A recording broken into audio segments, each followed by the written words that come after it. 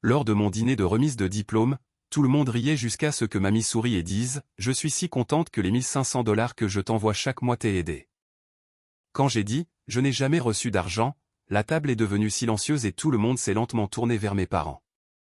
Ma grand-mère l'a dit comme elle disait la plupart des choses importantes, chaleureusement, sans cérémonie, penchée en avant à la lumière des bougies comme si elle partageait quelque chose de doux.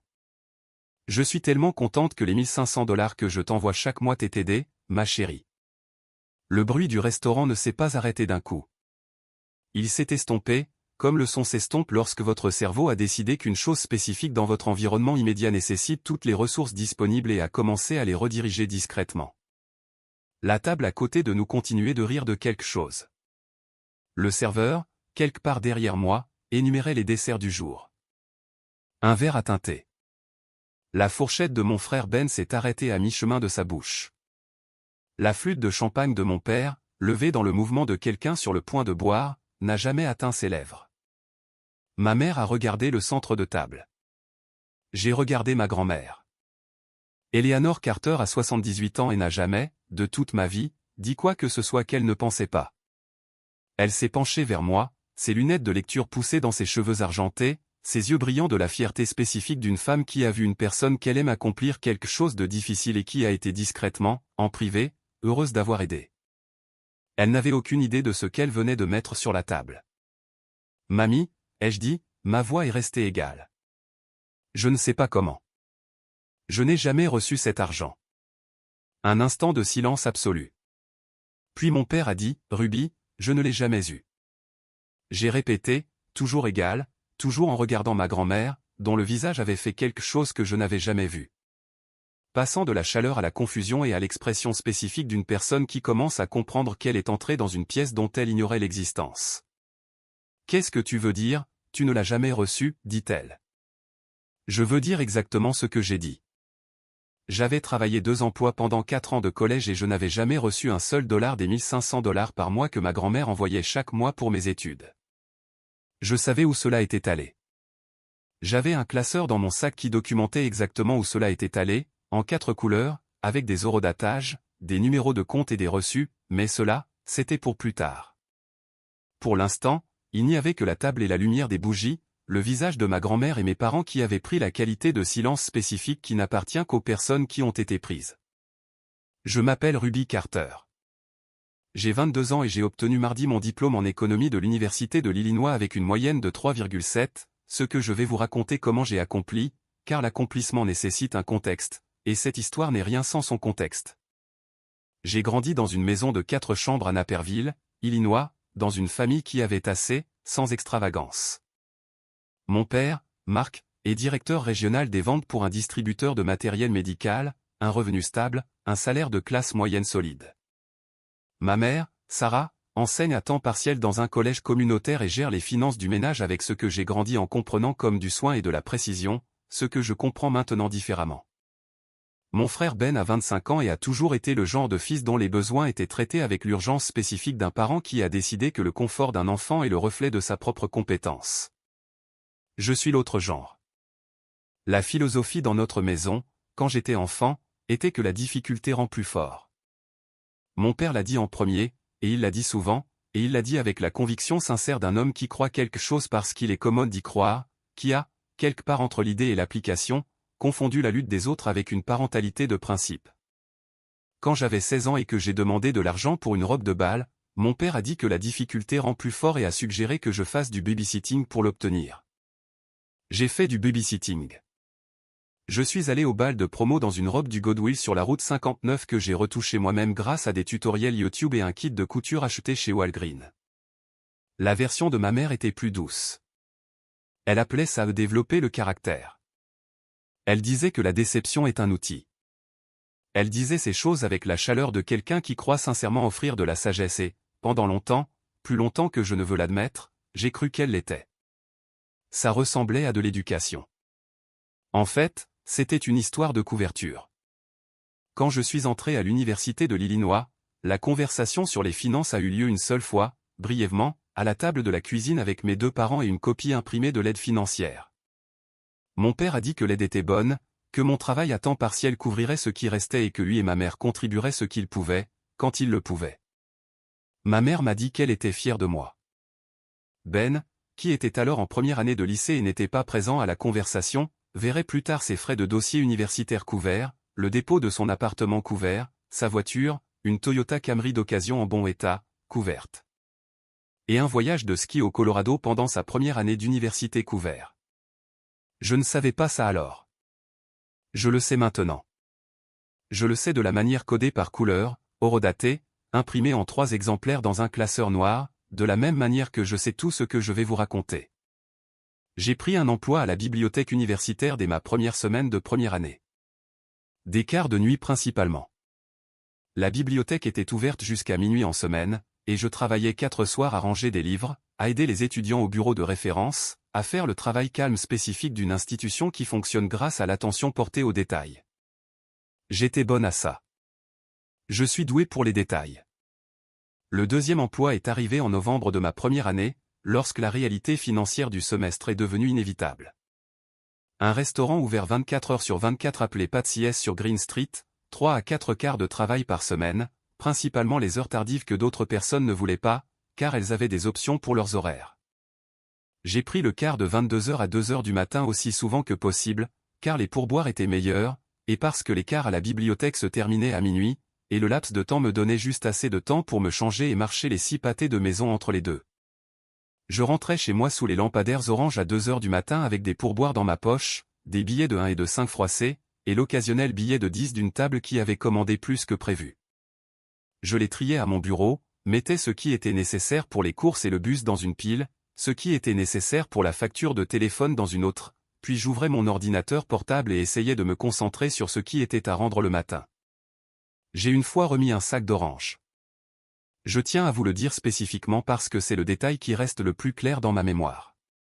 Le moment précis au Geoel Osco sur Neal Street où j'ai remis un sac d'oranges parce que j'avais calculé mon tarif de bus pour les 3 jours suivants, et les oranges coûtaient 3,49 $, et 3,49 $ était exactement l'écart entre ce que j'avais et ce dont j'avais besoin.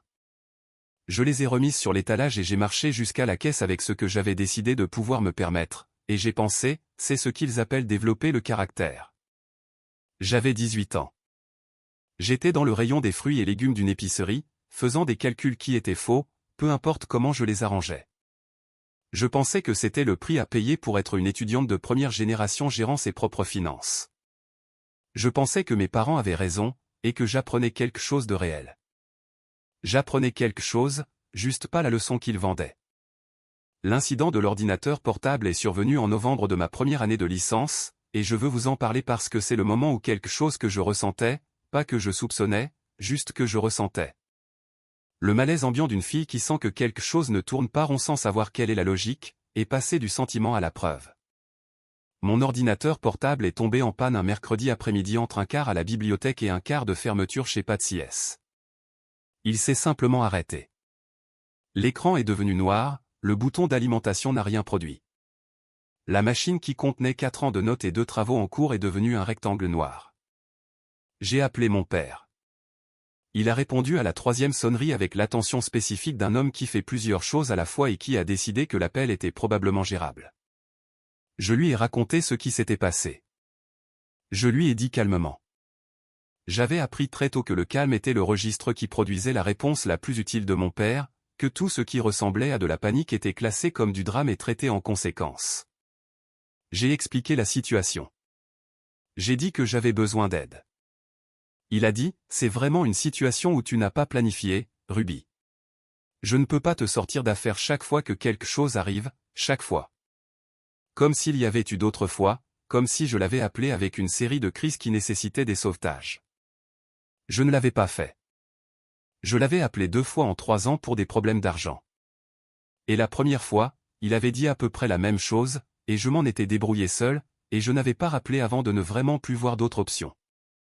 Papa, j'ai dit, j'ai un devoir à rendre dans 4 jours et mon ordinateur portable est mort. Les salles informatiques, a-t-il dit, c'est à ça qu'elles servent. Il n'avait pas tort que les salles informatiques existaient. Il n'avait pas raison pour le reste. J'ai passé 48 heures dans la salle informatique au sous-sol de la bibliothèque universitaire, dormant par intervalle de 2 heures sur la chaise de mon poste, mangeant des distributeurs automatiques.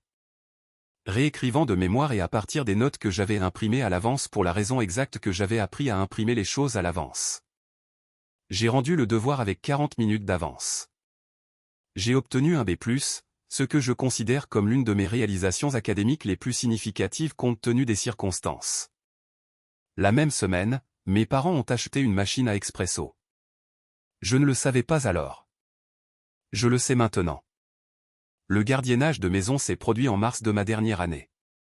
Mes parents partaient à un festival de vin à Galna pour un long week-end, 4 jours, du jeudi au dimanche, et ils avaient besoin de quelqu'un pour arroser les plantes, relever le courrier, s'assurer que la maison n'avait aucun problème pendant leur absence. Ils m'ont demandé parce que était proche, parce que j'étais responsable, et parce que me demander ne coûtait rien. J'ai dit oui. Je suis allé à Naperville le jeudi après-midi et je suis entré avec la clé que j'avais depuis le lycée.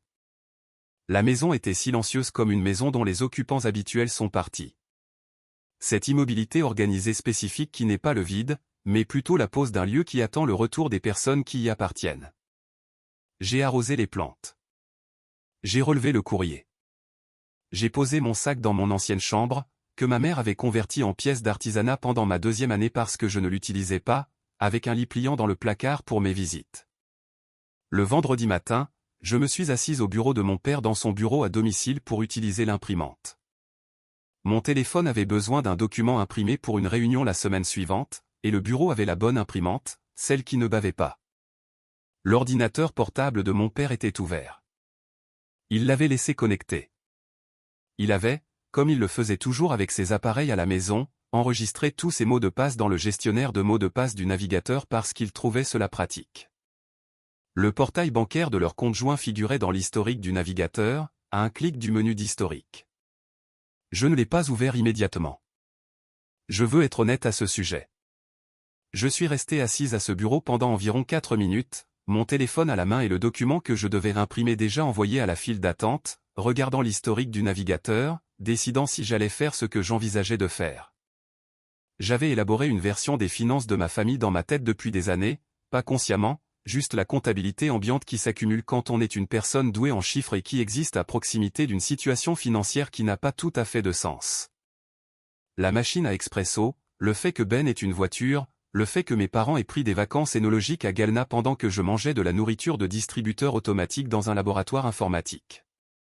J'ai ouvert le portail bancaire. Je suis resté dans le bureau de mon père de 9h14 à 11h52. Ce que j'ai trouvé en ces 2h38 a réorganisé ma compréhension des 4 dernières années plus complètement que tout ce qui avait précédé. Les dépôts d'Eleanor Carter arrivaient le 15 de chaque mois, $1,500 chaque mois. $1,500 envoyés par ma grand-mère pour mon éducation, libellés dans la description de la transaction avec une note disant pour les dépenses universitaires de Ruby.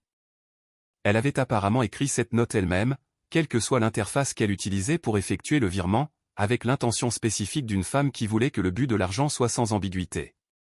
C'était sans ambiguïté. Il a également été redirigé quelques jours après chaque arrivée. J'ai construit l'image lentement parce que la lenteur était ce que la situation exigeait, non pas la lenteur de quelqu'un qui a du mal à comprendre, mais le rythme délibéré de quelqu'un qui sait que ce qu'il voit devra être documenté. Et que la documentation exige de le voir complètement avant de réagir à une partie de celui-ci. Premier mois, première année, $2,500 de dépôt d'Eleanor Carter. 4 jours plus tard, un sac à main de créateur de chez Nordstrom, $387. Un dîner dans un steakhouse, $210. 2 jours après, un virement sur le compte de Ben, $400. Troisième mois, $1,500 de dépôt. Quelques jours plus tard, un week-end spa dans un hôtel du Wisconsin, $640. Des fournitures de golf, $290. Septième mois, le mois où je n'ai pas pu me permettre le manuel d'histoire de l'art et où j'ai échoué au cours, le mois où j'ai appelé le bureau d'aide financière et la bibliothèque et 2 centres de ressources du campus pour essayer de trouver un moyen de couvrir $220. Dépôt d'Eleanor Carter. $1,500. 5 jours plus tard, des billets de concert, $310. Restaurant, $180. 14e mois, le mois où mon ordinateur portable est mort, le mois où j'ai passé 48 heures dans un laboratoire informatique. Dépôt d'Eleanor Carter, $1,500. 4 jours plus tard, machine à expresso, 340 $. Virement sur le compte de Ben, 6 cents $. Je me suis assise sur la chaise de bureau de mon père et j'ai fait une liste dans l'application de notes de mon téléphone.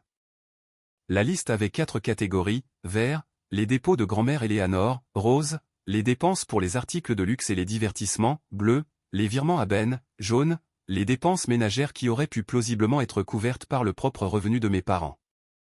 Mais qui étaient en fait couvertes par le dépôt du mois d'Eleanor Carter au cours du même cycle de facturation. Il m'a fallu la majeure partie de la matinée pour être sûr de bien lire. Je suis une personne qui vérifie 2 fois ses calculs. Je les ai vérifiés 3 fois. 72 000 $, 4 ans. 1 400 $ par mois pour les mois auxquels je pouvais accéder, plus la première année de relevé qui avait défilé au-delà de l'historique accessible du portail, mais que je pouvais estimer d'après le schéma. 72 000 $ envoyés par ma grand-mère pour soutenir mon éducation, qui avait au lieu de cela soutenu un week-end au spa et un abonnement de golf, et la Toyota Camry de Ben. Et une machine à expresso achetée la même semaine où j'ai passé 2 jours dans un laboratoire informatique au sous-sol à réécrire un devoir de mémoire. Je suis resté assise sur la chaise pendant un moment après avoir terminé la liste. Mes mains étaient à plat sur le bureau, ne tremblez pas. Je tiens à être précise à ce sujet car trembler aurait été la réponse dramatique, et ce que je ressentais n'était pas dramatique. C'était plutôt la quiétude spécifique qui arrive lorsque quelque chose d'énorme se produit et que votre corps décide, avant que votre esprit ne l'ait entièrement traité, que la quiétude est la bonne réponse. Puis je suis allé à l'imprimante et j'ai récupéré le document pour lequel j'étais venu. Puis je suis allé à Walgreens et j'ai acheté un classeur noir, des intercalaires de couleurs et 3 paquets de papier d'imprimante. Puis je suis revenu et j'ai tout imprimé. Je veux vous parler des personnes qui m'ont aidé au cours des 3 semaines suivantes, car je n'ai pas fait ce qui a suivi seul. Et les personnes qui m'ont aidé méritent d'être nommées avec précision. Le premier appel que j'ai passé a été à la professeure Diana Lamb. Diana Lamb a été ma conseillère pédagogique, et, plus pertinent encore, professeure d'économie financière à l'Université de l'Illinois pendant 14 ans. Elle est petite, précise et possède une attention spécifique qui vous fait sentir, lorsqu'elle se concentre sur votre problème, que votre problème est examiné sous tous les angles simultanément. J'avais suivi son séminaire pendant 2 semestres et j'y avais bien réussi. Elle avait écrit une de mes lettres de recommandation pour l'école supérieure. Et je lui faisais confiance de la manière spécifique de quelqu'un qui a observé une personne fonctionner sous pression et l'a trouvé exactement ce qu'elle semblait être. Je l'ai appelée le samedi matin depuis l'allée de mes parents et lui ai demandé si je pouvais venir la voir lundi. Quelque chose ne va pas, dit-elle. J'ai trouvé quelque chose, dis-je, et j'ai besoin de comprendre ce que je regarde avant de décider quoi en faire. Elle resta silencieuse un instant. Viens à 10 h, dit-elle. Apporte tout. Je suis arrivé à 10 h le lundi avec le classeur noir, qui avait maintenant 4 sections codées par couleur et une page de résumé, et je me suis assise en face de la professeure Lamb dans son bureau et je lui ai tout expliqué comme je l'avais fait au bureau de mon père, lentement, précisément. Par ordre chronologique. Elle a posé 3 questions pendant toute la présentation. Elle n'a pas donné d'opinion ou d'interprétation pendant que je présentais. Elle a attendu. Quand j'ai eu fini, elle a regardé la page de résumé pendant longtemps. Ce que vous avez documenté ici, dit-elle, est un schéma de faute financière impliquant des fonds qui étaient spécifiquement désignés pour votre bénéfice et redirigés sans votre connaissance. Elle fit une pause. Est-ce que cet argent vous a déjà été présenté comme une contribution familiale aux dépenses du ménage? Votre grand-mère a-t-elle déjà été informée que l'argent était destiné aux dépenses familiales plutôt qu'à vous spécifiquement? Non, dis-je. Elle l'a appelé, pour l'éducation de Ruby, chaque mois. Alors le détournement était délibéré, dit-elle, pas un malentendu sur la façon dont l'argent était géré. Oui, dis-je. Elle a regardé le classeur, puis moi. Qu'est-ce que tu comptes en faire?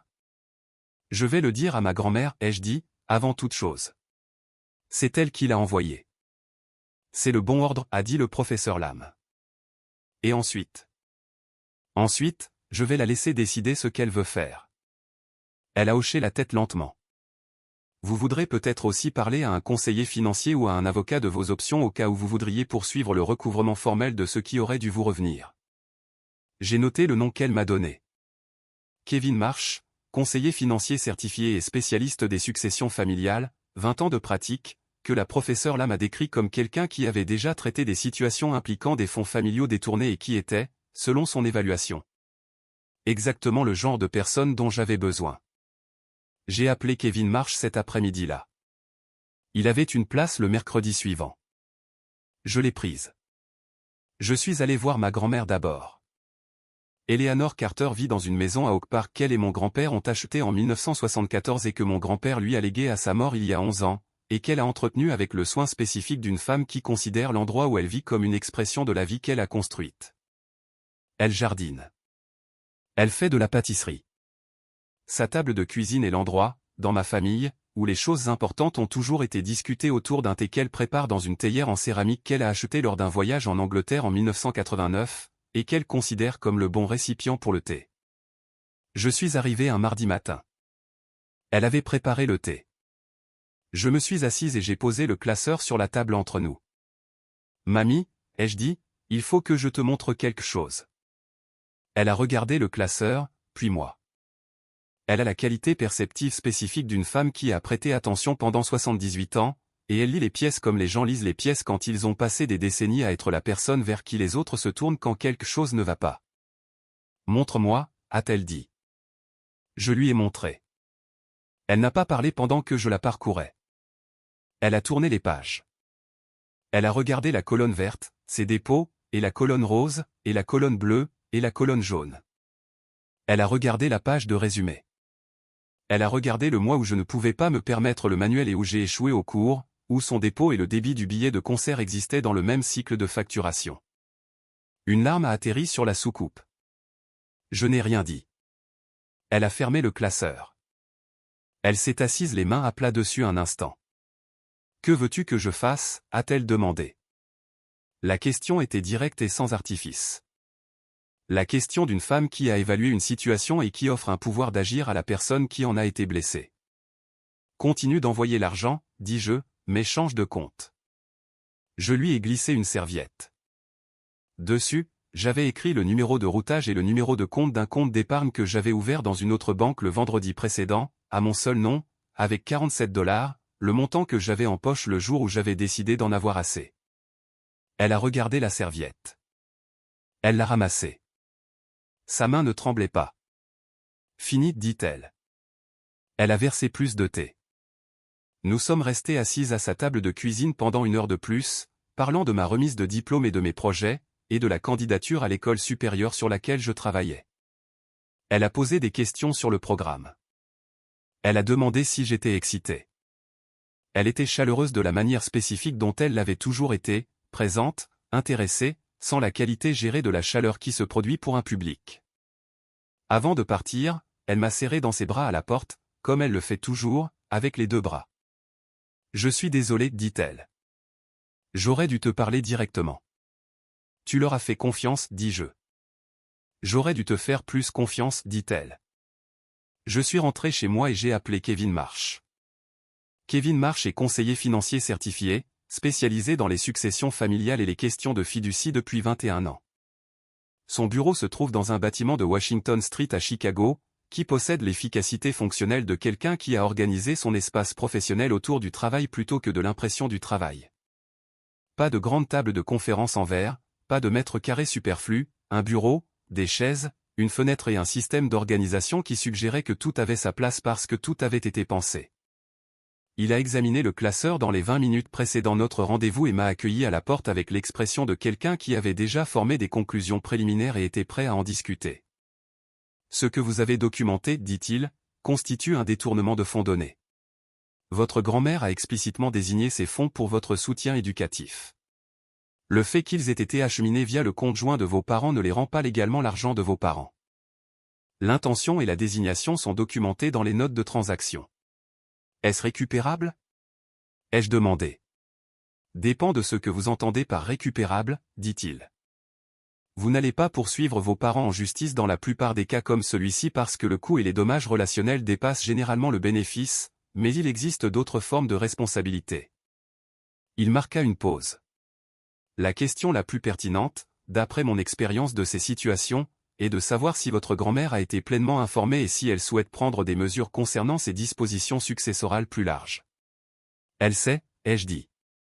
Elle a déjà changé de compte. Il a hoché la tête. Alors la question est de savoir jusqu'où elle veut aller. Il m'a donné 2 noms. Le premier était sa collègue, Teresa Okonkwo, avocate spécialisée en droit des successions, 16 ans d'expérience, qui traitait les situations impliquant des héritages et des fonds de donation détournés, et qui serait en mesure de conseiller ma grand-mère sur ses options légales concernant les personnes qui avaient détourné son argent. Le second était un conseiller financier au bureau des services aux étudiants de l'université, qui pourrait m'aider à documenter rétrospectivement mes dépenses d'études et potentiellement à accéder à des fonds de secours pour lesquels j'aurais pu être admissible mais dont je n'avais pas connaissance. J'ai noté les 2 noms. J'ai utilisé tous les 2. 2 semaines après ma visite à la table de cuisine de ma grand-mère, mes parents m'ont organisé une fête de remise de diplôme. Je veux le répéter parce que je veux que vous compreniez la texture spécifique de la situation. 2 semaines après que ma grand-mère ait changé de compte, après qu'elle ait tourné chaque page du classeur noir et vu les preuves de 4 années se placer au bon endroit. Mes parents ont organisé une fête au Naperville Country Club pour 30 invités avec un buffet traiteur et un bar et un chapeau de diplômé décoratif sur la table des desserts. Ils ont invité ma grand-mère. J'y pense. J'y ai pensé de nombreuses fois au cours des mois qui ont suivi et je ne peux pas décider s'ils étaient convaincus qu'elle ne leur avait pas parlé de notre mardi, ou s'ils lui avaient parlé et qu'elle n'avait rien laissé transparaître. Ou s'ils avaient simplement décidé que la meilleure façon de gérer ce qui pouvait arriver était d'afficher préventivement leur fierté envers moi. Mon père a fait un discours. Il se tenait à l'avant de la salle à manger privée, une flûte de champagne à la main, devant 30 invités et avec la confiance spécifique d'un homme qui a passé des années à être l'autorité dans son propre foyer et qui se considère sincèrement comme un bon père. Il a parlé du travail acharné. Il a parlé de persévérance. Il a parlé de ce que signifiait élever une fille autonome, de la valeur de faire les choses par soi-même, du caractère que la lutte forge. Il a accepté les applaudissements comme s'il avait écrit ma thèse. Je me tenais près du fond de la pièce, à côté de mon frère Ben, qui regardait mon père avec l'expression légèrement vitreuse de quelqu'un qui n'avait pas encore relié les fils de ce qui était sur le point de se produire. Puis ma grand-mère s'est levée. Ce n'est pas une personne théâtrale. Elle ne fait pas de discours pour la performance. Quand Eleanor Carter parle dans une pièce, c'est parce qu'elle a quelque chose à dire, et pour le dire. Et le fait de le dire ne nécessite pas de mise en scène ou d'annonce. Elle s'est simplement levée et la pièce est devenue silencieuse de la manière dont les pièces deviennent silencieuses lorsque la personne la plus âgée décide de parler. « J'aimerais dire quelque chose, dit-elle. » Sa voix était chaleureuse. La pièce était chaleureuse. 30 personnes tenaient leur verre de champagne et souriaient à ma grand-mère, qui allait dire quelque chose de doux à propos de la remise de diplôme de sa petite fille. Je suis si fier de Ruby.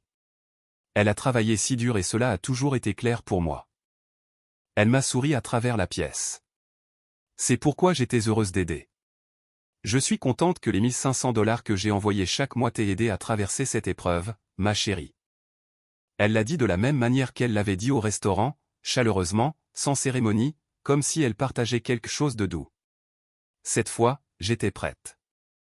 La pièce a changé, pas de façon spectaculaire, plutôt comme le changement physique spécifique qu'une pièce subit lorsque son climat émotionnel change et que tout le monde le ressent avant de savoir pourquoi. Ma tante Carole, de l'autre côté de la pièce, s'arrêta au milieu d'une gorgée. Mon cousin Devon, que j'apprécie et qui avait toujours été gentil avec moi, regarda ma grand-mère, puis moi, puis mes parents dans la séquence spécifique de quelqu'un faisant un calcul contextuel rapide. Mon père composait déjà son visage avec l'expression qu'il utilise lorsqu'une situation exige de la gestion. J'ai regardé ma grand-mère. Je ne l'ai jamais eue, mamie, ai-je dit. Des halètements. Ils ont commencé à la table la plus proche de ma grand-mère et se sont propagés comme le son dans une pièce, pas d'un coup, mais par vagues.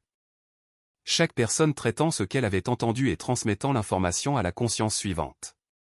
La bouche de ma tante Carole s'est ouverte, et restée ouverte. Mon père a avancé. L'expression qui apparut sur son visage était celle que je l'avais vue utiliser toute ma vie. L'expression d'un homme sur le point de recadrer une situation comme un malentendu et qui est confiant de pouvoir le faire. Ruby, sa voix était modulée, même la voix qu'il utilise dans les conversations difficiles où il doit être l'adulte. Nous en avons parlé. C'était un malentendu avec les comptes. L'argent est allé aux dépenses du ménage qui vous soutenait. J'ai fouillé dans mon sac. J'ai posé le classeur noir sur la table la plus proche, pas de façon dramatique, comme on pose un document qui doit être vu. La pièce m'a regardé l'ouvrir. Le verre, ai-je dit, ce sont les dépôts de grand-mère. 54 000 $ dans les dossiers auxquels je pouvais accéder. 72 000 $ au total, estimé d'après le modèle. Je suis passé à l'onglet suivant. Le rose, ce sont les week-ends spa, les vêtements de créateurs, les frais de restaurant, les fournitures de golf. Un autre onglet. Le bleu, c'est l'argent envoyé à Ben. J'ai regardé mon frère. Ton acompte de voiture, ton acompte d'appartement, ton voyage de ski. Ben était devenu de la couleur du vieux papier. Il regardait les pages bleues surlignées avec l'expression de quelqu'un qui reçoit des informations qui réorganisent les 4 dernières années de sa compréhension de sa propre vie. Ma voiture, dit-il doucement, non pas à moi, à lui-même ou à la pièce ou à personne en particulier. Mon acompte d'appartement. Ma mère ne pouvait pas le regarder. Elle fixait la table. J'avais vu ma mère gérer des situations difficiles toute ma vie. La maîtrise spécifique d'une femme qui a décidé, constamment et pendant de nombreuses années, que le moyen de traverser une chose inconfortable est de paraître au-dessus d'elle. Elle n'a pas pu trouver cette maîtrise. Le classeur était sur la table devant 30 personnes et il n'y avait pas de façon de paraître au-dessus d'un classeur. Mon père a dit, c'est une affaire de famille privée et je pense que nous devrions, vous avez fait un discours, ai-je dit, devant 30 personnes sur la valeur de l'autonomie et ce que vous m'avez appris sur le travail acharné. Cette pièce me semble appropriée. Il s'est arrêté. Ma grand-mère avait observé la pièce avec l'expression d'une femme qui a déjà fait ses comptes et qui regarde maintenant les autres faire les leurs. Elle a fouillé dans son sac, son téléphone. Les yeux de mon père se sont écarquillés de la manière spécifique de quelqu'un qui a identifié une variable qu'il ne peut contrôler. Eleanor, dit-il. Elle a composé le numéro. La pièce était complètement silencieuse, le genre de silence où 30 personnes retiennent collectivement leur souffle sans l'avoir décidé. Ça a sonné 2 fois. David, dit-elle lorsque son avocat a répondu. David Horton, avocat spécialisé dans les successions. Je l'avais recherché car ma grand-mère avait mentionné son nom une fois et je suis une personne qui recherche les choses. 33 ans de pratique en droit des successions et des fiducies. Le cabinet sur la rue que ma grand-mère utilisait depuis une décennie. Fermer le compte joint avec ma fille. Commencer à examiner tous les biens que j'ai co-signés pour Marc et Sarah. Je voudrais voir la liste complète de ceux que je les ai autorisés à accéder. Et puis j'aimerais commencer le processus de les retirer de mon testament en tant que bénéficiaire. Le souffle coupé qui a traversé la pièce était le genre qui ne se produit que lorsque 30 personnes traitent la même information simultanément et la trouvent également importante. Une inspiration collective de 30 souffles distincts. Compris, dit David Horton. Sa voix était audible dans le silence de cette pièce. La voix spécifique d'un homme qui a été avocat pendant 33 ans et qui a appris que son travail dans des moments comme celui-ci est d'être imperturbable. Considérez que c'est fait. Ma grand-mère a rangé son téléphone dans son sac. Elle a regardé mon père un instant. Pas avec colère. Avec l'expression spécifique d'une femme qui a pris une décision et qui regarde la chose qui l'a poussée à la prendre. Puis elle m'a regardé. J'ai pris mon sac. J'ai traversé la salle à manger privée du Naperville Country Club, dépassant ma cousine Devon qui a tendu la main et m'a brièvement touché le bras en passant. Passé ma tante Carole qui était toujours assise la bouche légèrement ouverte. Passé 30 personnes qui étaient très immobiles et très silencieuses. Et je suis sorti dans le parking où l'après-midi de mai était lumineuse et spécifique. Et entièrement en dehors des murs de cette pièce. Je n'ai pas regardé en arrière. Il n'y avait rien dans cette pièce qui nécessitait un regard en arrière. La vérité était déjà là, visible par tous. Codée par couleur, horodatée, imprimée en 3 exemplaires, et impossible à expliquer par le mot « malentendu ».